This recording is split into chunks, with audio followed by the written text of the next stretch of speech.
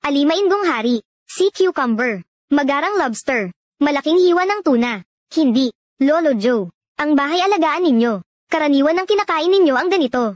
Oo, tama iyan. Gumawa lang ako ng ilang simpleng putahe. Bakit hindi ito pasok sa panlasa ninyo? Grabe, ang bahay alagaan na ito. Anong klaseng mahiwagang lugar ito? Ang anak ng lalaking iyon ay nagsimula mula sa wala, at naging pinakamayamang tao sa mundo. Pero pinipili niyang manatili lamang sa bahay alagaan. Sabi niya, may grupo raw ng mga kapwa residente na kapareho niya ng hilig.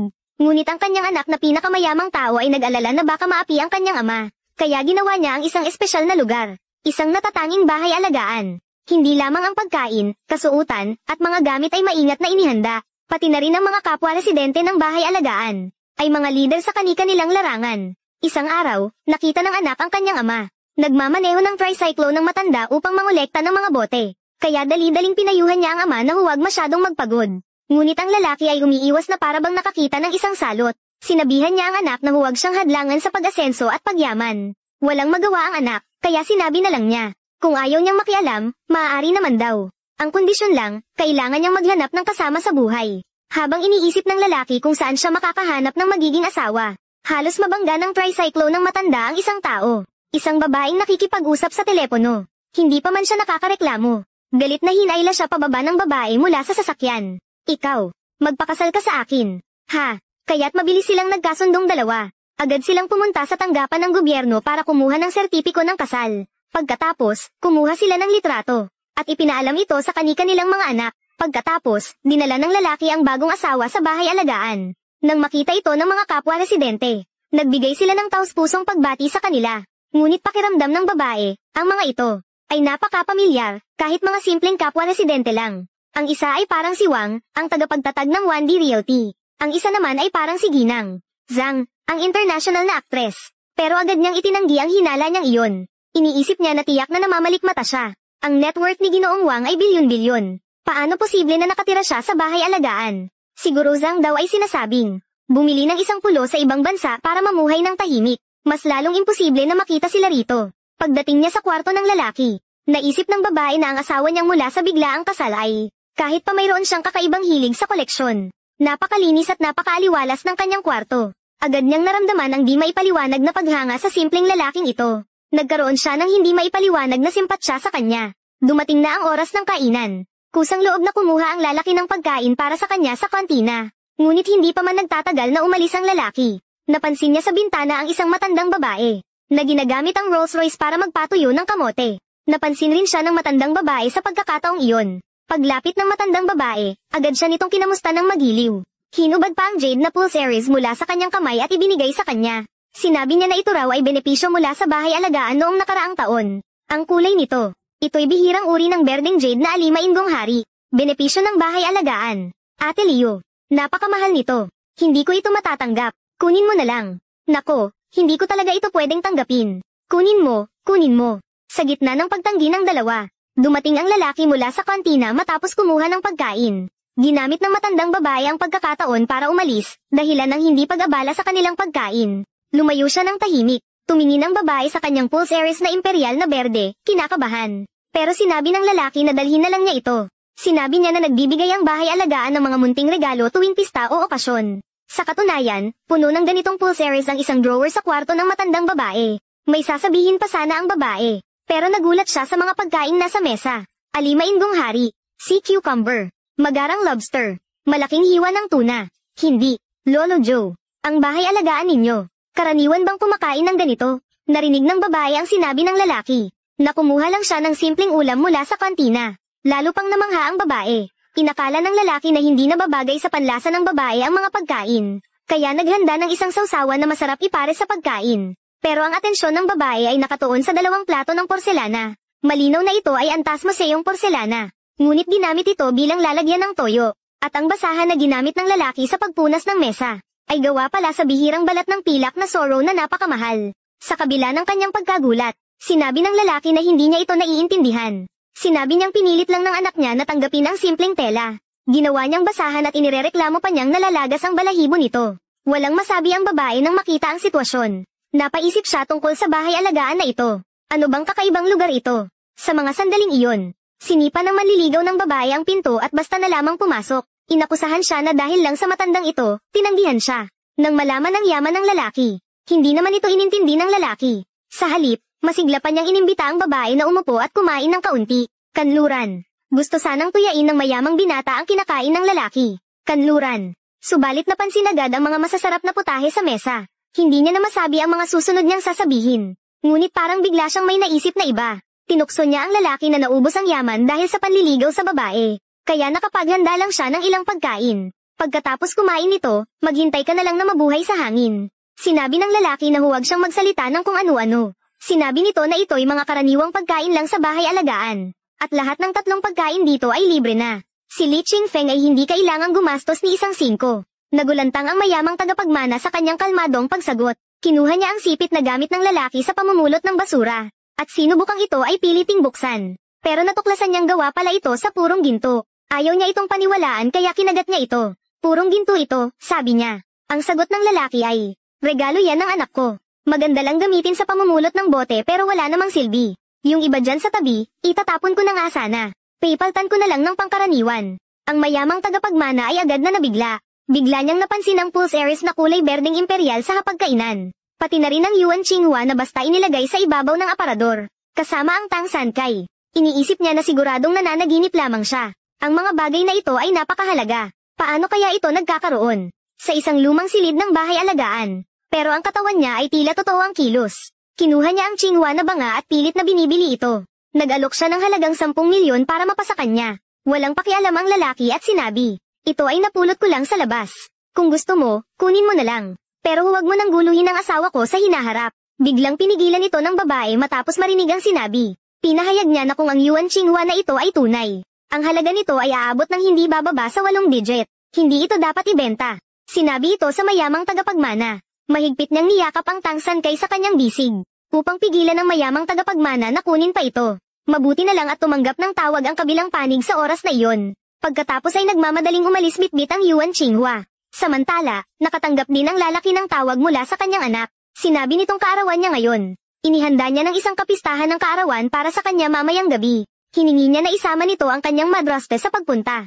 Hindi nila inasahan na sa pagdating nila sa lugar habang nagmamaneho. Minala silang makasalubong ang isang anak mayaman. Bukod pa rito, pareho nilang napupusuan ang parehong paradahan. Pero halatang hindi pumasa sa ikalawang bahagi ng eksam ang anak mayaman. Kahit pa mamahaling kotse ang dala niya, hindi maunahan ng isang karaniwang tricyclo ng matanda, naikinis at nahiya siya. Agad niyang kinuha ang isang pamalo mula sa kotse. Nilamon ng kanyang galit ang lahat ng lamig sa paligid. At gusto niyang turuan ng leksyon ang lalaki. Gayunpaman, sobrang mahina ang kanyang katawan. Sa isang kamay lang ng lalaki, naisalag niya ito. Agad siyang tumalon at ginamitan ng headbutt. Tuluyang natamba ang anak mayaman sa hangin. Biglang nawala ang lakas ng anak mayaman na lumaban. Ang simpleng ngiti ng lalaki ay tila isang pangungutya sa kanyang mga mata. Agad niyang dinukot mula sa bulsa ang kanyang telepono para tumawag ng tulong. Pero hindi pa man siya nakakapag-dial ng numero. Binuksan na ng lalaki ang pinto ng tricyclo ng matanda. Pinindot ang isang pulang button sa loob ng sasakyan. Agad na nag-trigger ang alarma ng paradahan.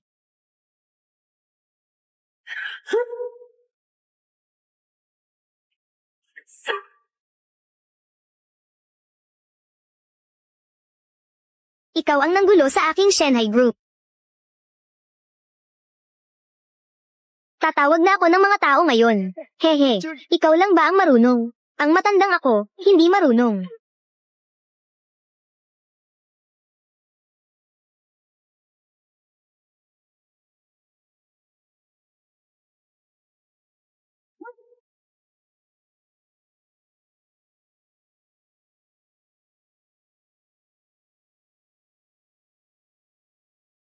Ikaw talaga, nakikipag-astig ka sa loob ng Shanghai Group. Nagkaroon ng aberya si Ginoong Matanda. Ayusin niyo ng maayos ang mga bulaklak. Bakbakin niyo ang label ng alak na yan. Baka makita ni Ginoong Matanda, magagalit na naman siya sa akin. Paano nangyari ito sa loob ng grupo? Lahat ng tao, agad bitawan ang anumang hawak ninyo ngayon. Sumama kayo sa akin sa garahe.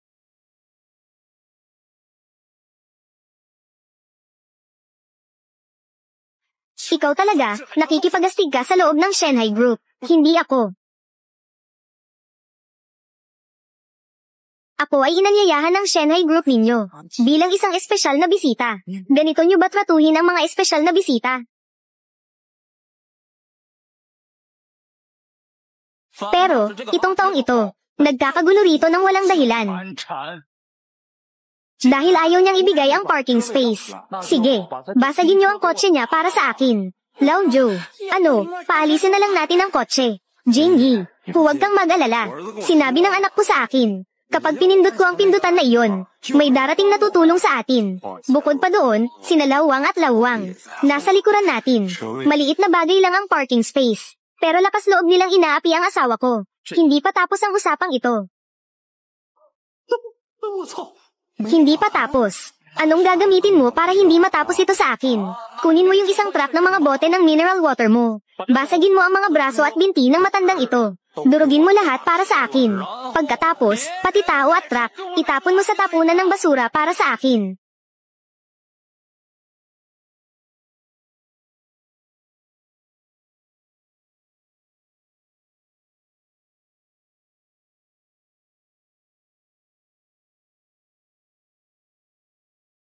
A00006.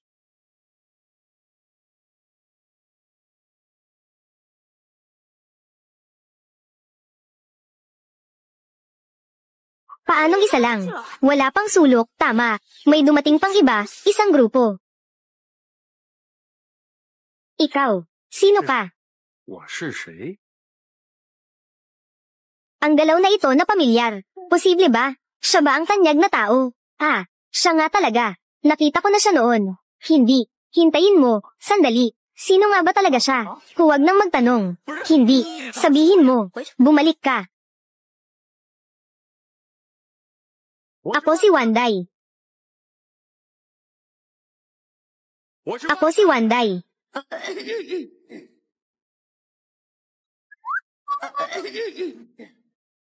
Panghabang panahon si Wanday, di ba?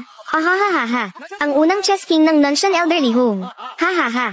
Kalokohan. Puro kalokohan yang sinasabi mo. Ako ang tunay na Nanshan. Hari ng chess. Sino ang nagsabi? Oy. Nakita nyo yan, ha? Itong binatang ito. Siya mismo ang bumagsak. Wala akong kinalaman dyan, ha?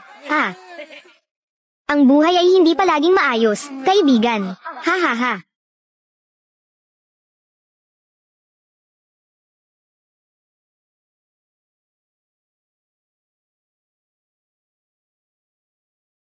Ay nako. Niloloko mo ako, ano? Hindi. Sinabi ko, Lawang. Bakit mo siya inistorbo? Kung hindi dahil sa anak mo, ayaw niyang ipakita kung sino talaga ako. Magagawa ko ba ito? Kailan ba ako, si Wang Janwen, nakaranas ng ganitong kahihiyan? Hala. Wala kang kwenta.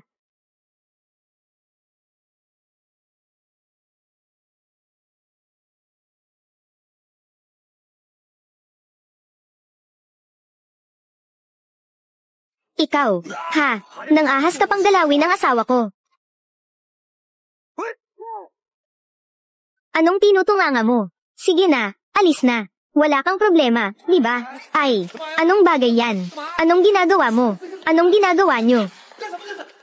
Wala bang kwenta ito? Bata ka. Bilisan mo. Pakawalan mo kami. Ano ang balak nyo?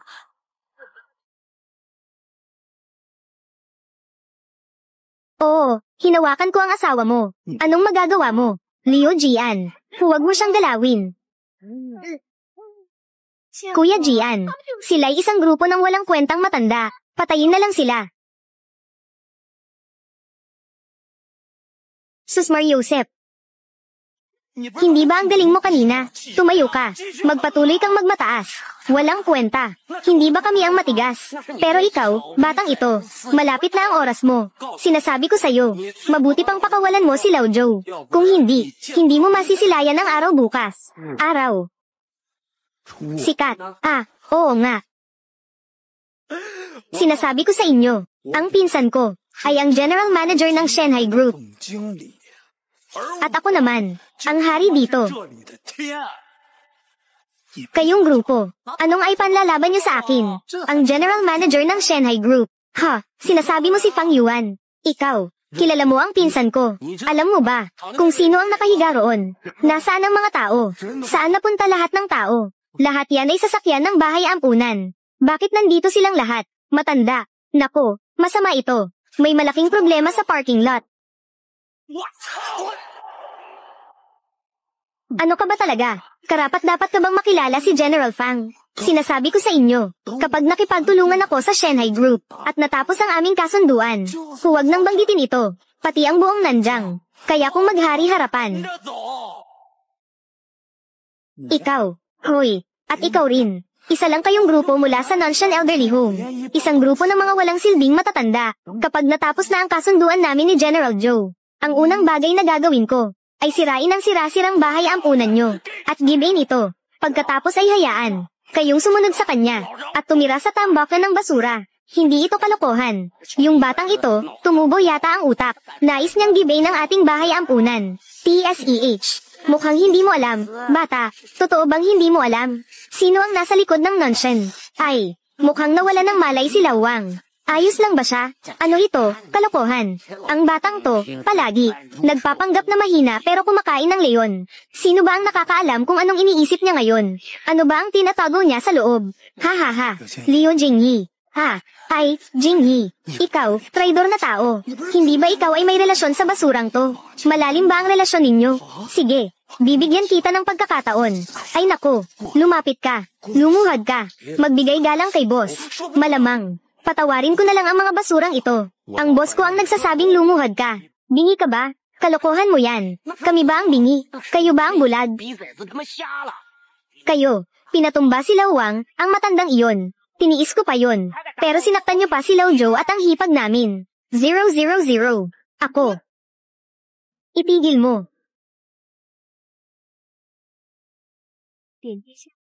Arg. Tumigil ka.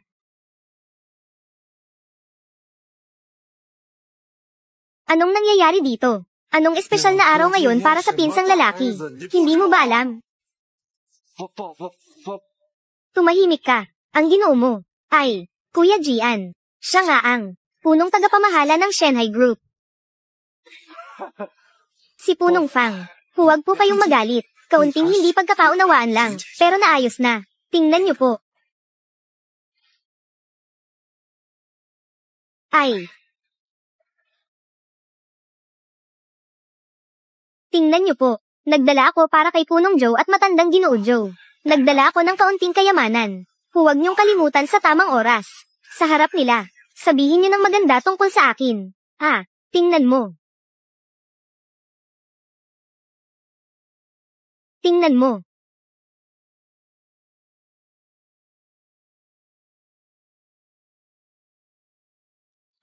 Dalhin mo ang tapayan na ito kay matandang Ginoo. Sinabi niya noong nakaraan na kulang sila ng isa. Tamang laki ng tapayan para sa pag-aatsara. Sa tingin ko, ito ay tamang-tama. Punong Joe. Ito ay Yuan Qinghua. May halagang milyon sa merkado. Gagamitin para sa pag-aatsara. Tama ang sinasabi mo. Tandaan mo. Huwag mo itong ibigay ng direkta. Mag-isip ng paraan para itapon ito sa basurahan. Hayaan mo siyang kunin ito ng sarili niya. Sige, pumunta ka na. Ang lagayan ng atsara ni matandang Ginoo. Paano ito napunta sa kamay ng tanga na ito? Gusto niyo ba akong mamatay? Pinsang lalaki. Ay, saan galing ang bagay na ito? Ay, malaki ang pinagmulan ng bagay na ito. Sasabihin ko sa'yo. Nakuha ko ito mula sa isang basura ng tao. Oh, heto.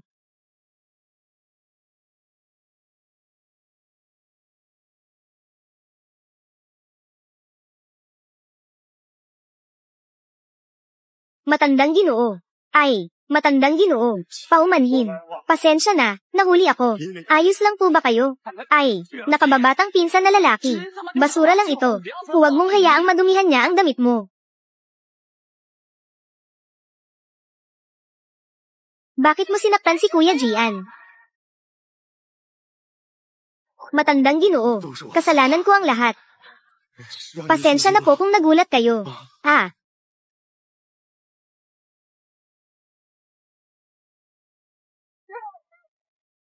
Basura ng tao. Babaeng mababa ang lipad. Wala na. Ayos na. Matandang Ginoo, kasalanan ko ang nangyari ngayong araw. Ako ang nagkulang. Tatanungin kita, ikaw. Anong relasyon mo sa kanya? Siya ang nakababatang pinsan ko. Tunay na nakababatang pinsan. Siya ang nakababatang pinsan ko. Tunay na nakababatang pinsan. Sino ang sinasabi mong pinsan mo? Sino ang tinatawag mong pinsan? Tatanungin kita ulit. Ang sasakyang ito, bakit ito ay katulad ng dati? Yung sasakyan na pilit ibinigay sa akin ng anak ko. Bakit ganun ito kapareho? Matandang Joe, sinasabi mong ang sasakyang ito ay sa anak mo. Oo, dati, pilit ibinigay sa akin ng anak ko. Hindi ko tinanggap. Jinghee, tingnan mo ang sasakyang ito. Mababa ito. Walang maikakarga dito. Kahit ang mga bote ng mineral water ko, hindi ito magkakasya. Para saan ko pa ito? Oo, tama. Ang kotse na ito ay nirentahan ni Liu Jian. Gusto lang niya. Magmukhang mayaman. Nirentahan. Liu Jian. Nirentahan mo ang kotse na ito. Makipaghiwalay. Hindi si Lolo.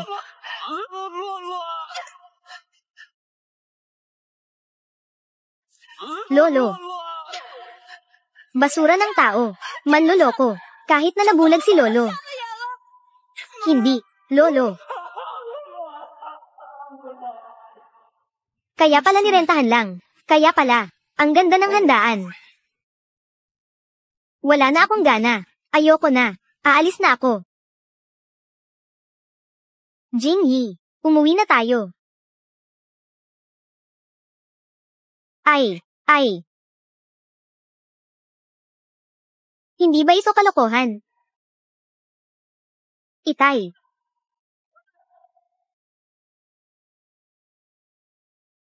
Nasaan ang tatay ko? Nasaan ang tatay ko? Nasaan siya? Magsalita ka naman.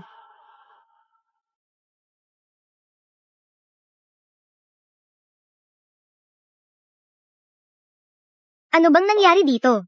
Ay, pamangkin. Dumating ka na rin. Tio Wang. Ay, kanina may isang tao. Napaka-arogante niya. Sinabi niyang siya raw ay kamag-anak ng mataas na opisyal ng Shanghai Group. Ha, pilit niyang inaagaw ang parking space ng tatay mo. Ano ang pangalan niya? Liu Jian. Ay, natulog lang ako saglit. Bakit wala na siya? Umalis si matandang Ginoo dahil dito. Ay nako, kalokohan. Hindi lang ninakaw ang parking space ng matandang Ginoo. Pati na rin ang kung sino mang tinatawag na Kuya Jian. Binugbog pa siya. Grabe ang pagkakabugbog sa kanya. Ay, meron pa. Sinasabi ko, itong mga inupahan mo. Ano bang klaseng mga tao ito? Parang may mga problema sa utak ang bawat isa. Sila pa ang mga gwardya. Nakatayo lang doon na parang mga tanga. Ni hindi man lang kilala ang sarili nilang amo. Tapos tinutulungan pa siya sa paggawa ng masama. Oo nga naman. Alam mo naman ang ugali ng tatay mo. Hindi mo ba alam? Kapag nagalit siya, ay nako, ayaw na niyang makisali. Umuwi na lang siya gamit ang kanyang maliit na sasakyan. Ikaw naman. Oo nga.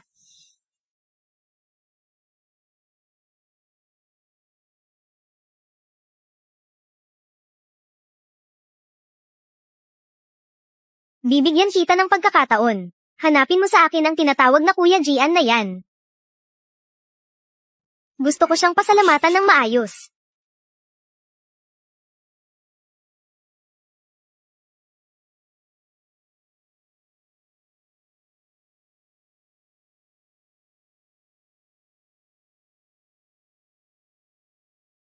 Ang matandang ito, ano ba talaga ang pagkakakilanlan niya? Tahanan ng matatanda sa Nanshan. Teritoryo iyon ng tiyuhin ko. Hindi ko kayang galawin ang Shanghai Group, pero hindi ko ba kayang galawin kayo?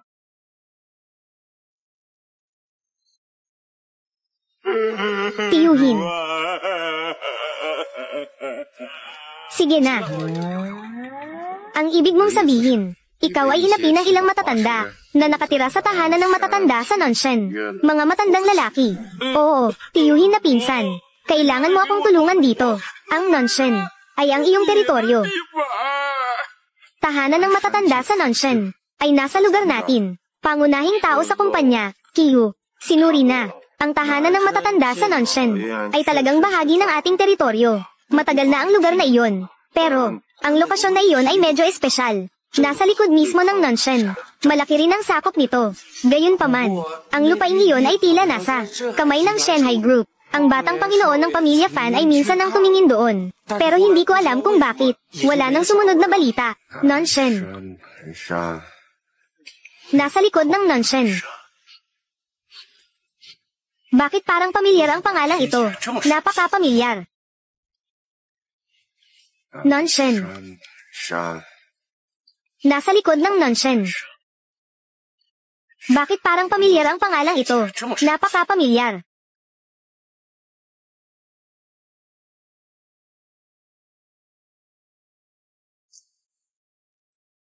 Nonshen. Si Wang Janlen ng Wadai Developments. Si Wang Zong. Pumunta siya sa lungsod natin kamakailan.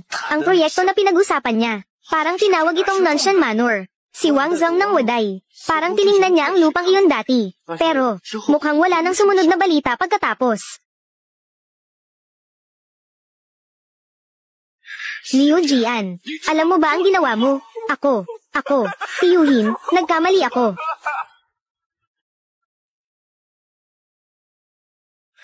Liu Jian, alam mo ba ang ginawa mo? Ako. Tiyuhin, nagkamali ako. Magaling ang ginawa mo. Naiintindihan ko na. Noon, si Wang Janlen, si Wang Zong, siguradong napansin niya ang lupang iyon ng tahanan ng matatanda sa Nonshen. Siguradong si Wang Zong hindi nagkasundo, kaya napilitan si Wang Zong na maghanap ng ibang opsyon. Pumili siya ng ibang lupa sa tabi, at itinayo ang kasalukuyang Nonshen Manor. Ang anak ko ay nasa mataas na posisyon sa Shanghai Group. Ang pagkuha ng pagmamayari ng lupang iyon ay hindi magiging problema. Sabi mo, mag-isip tayo ng paraan para maayos ang mga residente na hindi umaalis at makuha ang karapatan sa pagdevelop ng lupang ito. Kaya ba nating makisama sa taingang ipinagmamalaki ng Wadai? Mag-isip tayo ng paraan para maayos ang mga residente na hindi umaalis at makuha ang karapatan sa pagdevelop ng lupang ito. Pwede bang makisama sa taingang ipinagmamalaki ng Wadai? Wang. Pinuno Wang. Kaya mo ba to, tiyuhin? Tingnan mo ang kakayahan mo. Kung magagawa mo talaga ito, malaking tagumpay iyon. Tiyuhin, sa oras na iyon, papasukin kita sa Fan Real Estate bilang isang pangalawang pinuno. Makilala ka sa magandang paraan. Sige, dalhin mo muna silang dalawa para mag-imbestiga ng sitwasyon. Tatawagin ko ang mga tao. Susunod ako agad. Tandaan mo, huwag mong guluhin ang sitwasyon. Sige, tara na.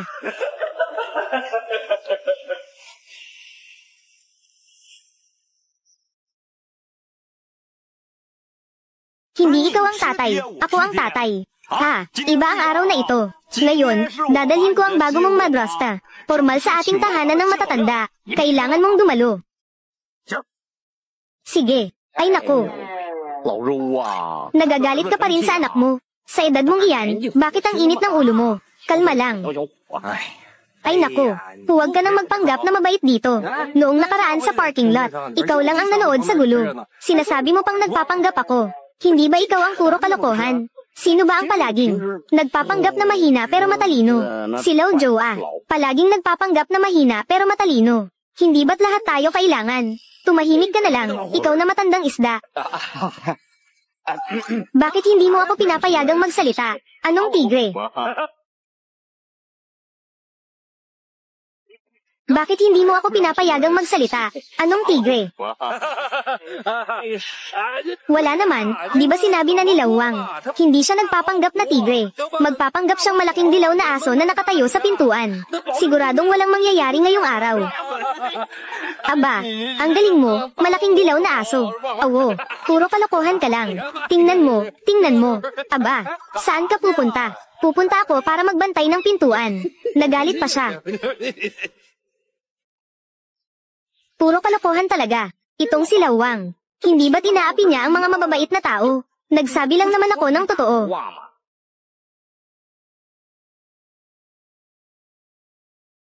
Ay nako.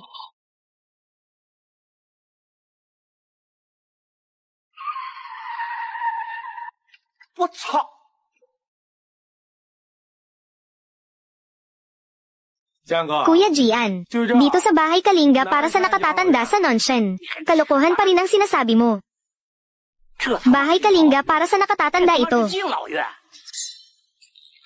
Ano bang pinagkaiba nito? Kalokohan nga. Itong bahay Kalinga para sa nakatatanda. Bahay Kalinga para sa nakatatanda iyon. Itong bahay Kalinga. Bahay Kalinga iyon. Pareho ba iyon? Kuya Gian, ikaw ang inaapi ng ganitong matandang tao. Kalokohan. Kami ba ang nang-aapi sa kanya? Siya ang nang-aapi sa amin. Hoy.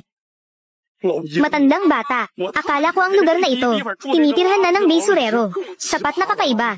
Paano pa may isa pang kakaiba tulad mo? Ay nako. Tingnan mo, puro kalokohan ang sinasabi mo. Matandang Joha. Siya ang nasa bahay Kalinga namin. Ang pinaka hindi karapat dapat banggitin. Ha ha ha.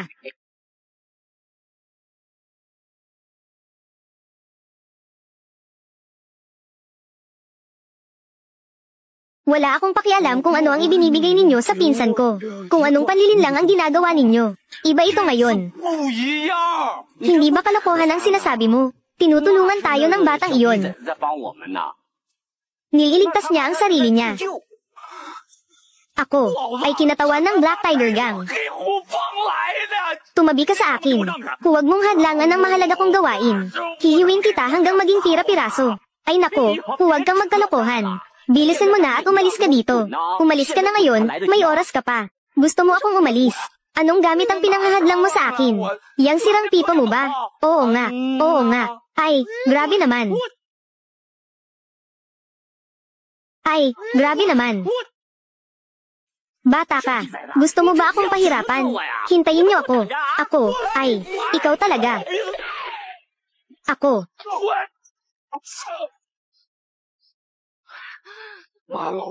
Ang bilis mo tumakbo. Pumasok ka.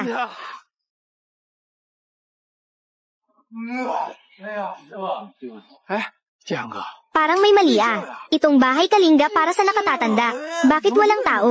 Medyo sira-sira itong bahay Kalinga para sa nakatatanda. Pero si Mr. Wang ay pumayag. Ay nako, tingnan mo. Ano yan? Kuya, ay nako. Rolls Royce. May bak. Itong sirang bahay Kalinga para sa nakatatanda. Ang dami pang mamahaling kotse. Bakit noong huling punta ko, wala naman? Alam ko na, kuya. Maganda ang tanawin sa bundok na ito. Itong bahay Kalinga para sa nakatatanda. Nasa paanan ng bundok. Tuwing weekend, ang mga mayayaman gustong mag-hiking dito. Ang ganda ng tanawin sa bundok na ito. Siguradong sila. Ginagamit nila ang parking lot na ito. Oh. Mali. Tingnan nyo. Ano ang nasa ibabaw ng Rolls Royce na iyon? Patuyong kamote. At sa ibabaw ng Maybach na iyon, sitaw. Ang grupong ito ng mga matatandang hindi namamatay. Siguradong hindi nila kilala ang mga sasakyang ito. Pangkat ng walang takot. Ay nako, nasira na. Ha ha ha. Mabuti na lang at tinansya ko. Siguradong may problema ngayon. Mabuti na lang sinabi ko kay matandang Wang na magbantay sa pintuan. Ha ha ha.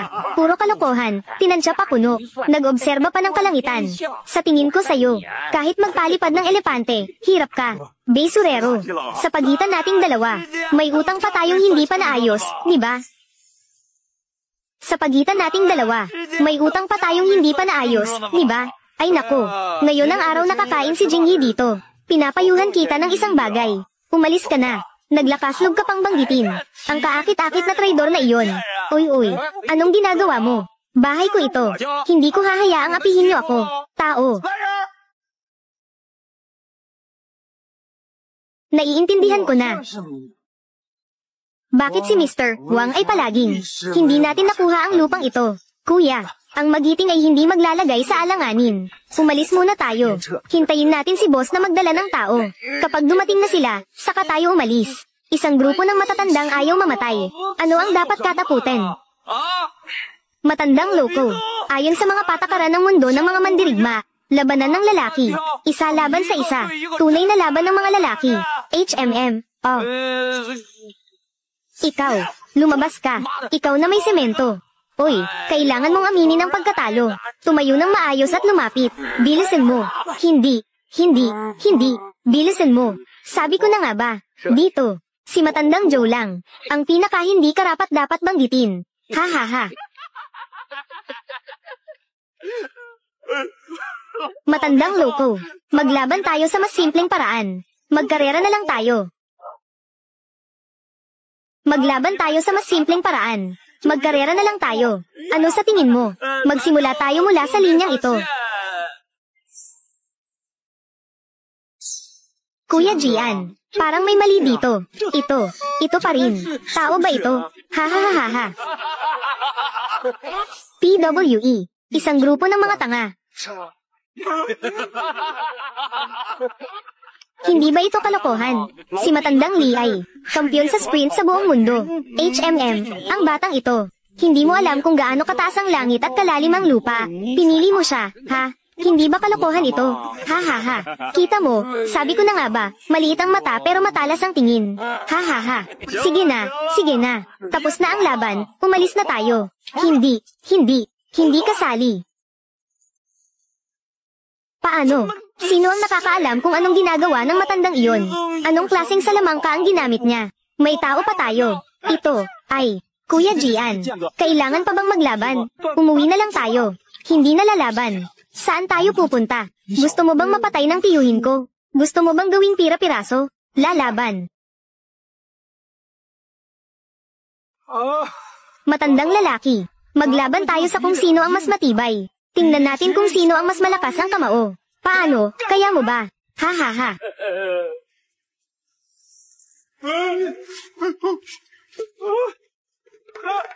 Mama, ayoko na.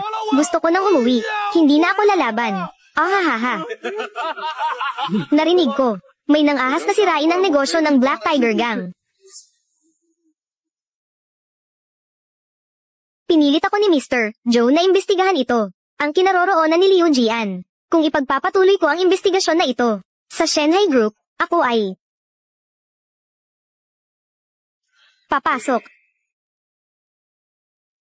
Ginoo, pinadala ako ni Sir para maghatid ng mensahe. Nais niyang paunlarin ang lupa ng bahay Kalinga para sa nakatatanda sa Nonshen. Umaasa siyang matutulungan mo siya sa Shanghai, sa pakikipag-usap. Bahay Kalinga para sa nakatatanda sa Nonshen. Bakit biglang nagustuhan ni Sir ang lugar na iyon? Liu Jian, ilang kahoy na pangkabaong. Ginawa kayong ganito ang kalagayan. Hindi naman ganun, Tiyo. Ang bahay Kalinga para sa nakatatanda na ito ay masyadong kakaiba. Sobrang kakaiba talaga. Kalokohan. Isang sira-sirang bahay Kalinga para sa nakatatanda. Gaano pa ba ito kakaiba? Ilang matatandang hindi pa rin namamatay. Kaya pa ba nilang baliktarin ang mundo? Kayo po, Ginoo. Hindi naman tayo magkakilala. Wala rin tayong alitan. Bakit ka nagdala ng ganito kalaking grupo? Ano ba ang balak mo? Wala tayong alitan. Inaapi mo ang pamangkin ko. Sinaktan mo pa ang mga tao ko. Tapos sasabihin mong wala tayong alitan. Paparating na si Jingyi. Kailangan nating tapusin ito agad. Sige, sabihin mo na. Ano ba talaga ang gusto mo? Madali lang. Ang lupa ng bahay Kalinga para sa nakatatanda na ito. Nagustuhan ito ng grupo naming Black Tiger. Kung matalino ka, pirmahan mo na ang kasunduan at umalis ka na. Kung hindi ka marunong makisama, ako mismo ang magpapakita sa inyo, ng araw na hindi na ninyo makikita ang bukas.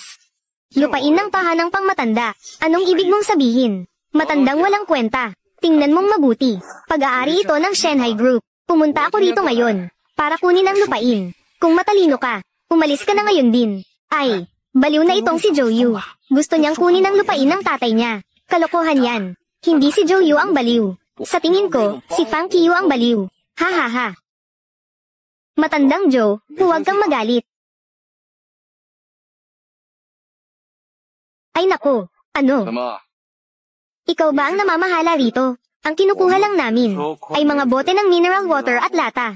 Itong sirang papel mo. Hindi namin kinukuha yan. Ang kinukuha lang namin ay mga mahalagang bagay. Ha ha ha. Matandang hindi mamatay mete. Huwag kang magkunwaring baliw dito. Itong mga matandang walang hiyang bata, mahilig magkunwaring baliw. Palayasin mo ang mga matandang ito. Palayasin mo ang lahat ng matatanda rito. Bilisan mo. Ha? Jijibin niyo ang bahay namin. Lalabanan kita. Ako. Sige, sugod. Hindi. Matandang Wang, huwag kang magpadalos-dalos. Kalokohan. Ituturo ko sa inyo ngayon. Ang mga walang hiyang batang ito. Paano maging tao?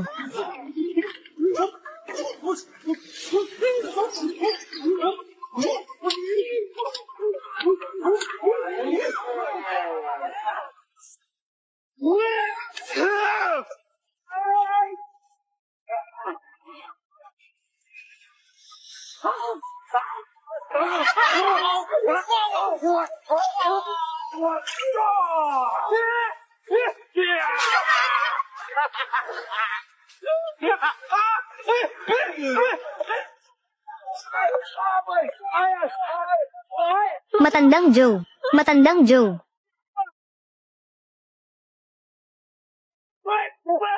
Ay, Tiyo. Ang babaeng iyon ay kusang lumapit. Sa tingin ko sa pagkakataong ito, sino pa ang makakapagtanggol sa'yo?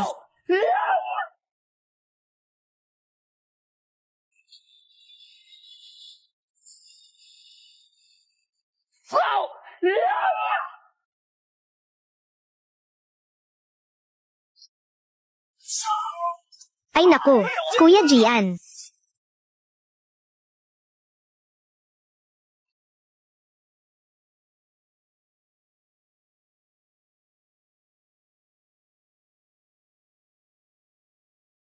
Fang Qiu. Ikaw ba ay? HMP. Imposible. Kuya, bakit ang laki ng paghahanda ngayon? Ano ang balak gawin? Haharap sa pinuno. Harap. Harap sa anong pinuno? Sa larangan natin. Sa 9 na rehiyon at 16 na probinsya. Bawat isa ay may sariling tanggapan. Maraming mga pangkat. Kahit saan ka makatagpo ng sinuman. Kailangang igalang siya. Pinunong tagapamahala. Samahan ng itim na tigre. Sa huli ay mapupunta rin ito sa iyong mga kamay. May ilang bagay na panahon na para malaman mo.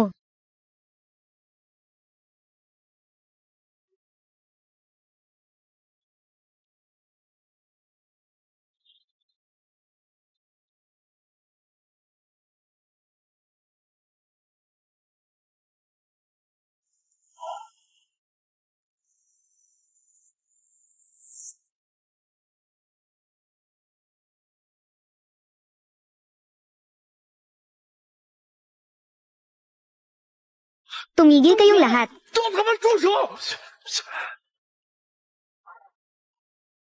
Ate Leo, anong nangyayari dito? Hindi ba ito kalokohan? Ito, ang nakatagong pagkakakilanlan ba ni Ate Leo, ay natuklasan na nila. Ano ba ang pagkakakilanlan ni Ate Leo?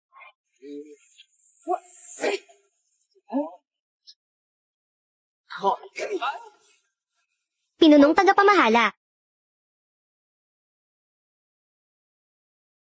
Tanggapan. Pinunong tagapamahala. Tingnan mo. Matagal ko nang sinabi. Dito, ang pinaka hindi karapat-dapat banggitin ay si Matandang Joe. HMM. Anong klaseng pinunong tagapamahala ito? Saan nanggaling ang pinunong tagapamahala? Ako ay nagretiro na. Ngayon ako ay isa na lang. Matandang babae sa tahanang pangmatanda ng Nanshan. Ang apelyido ko ay Leo. Oo, Leo. Matandang babae na si Leo. Ang nakababata ay bulag sa mata. Kung alam ko lang na nandito kayo ngayon, kahit bigyan niyo ako ng 100 tapang, hindi ko pa rin magagawang galawin ang tahanang pangmatanda na ito. Sa mundo ng pakikisalamuha, kailangang may prinsipyo. Sundin ang mga patakaran.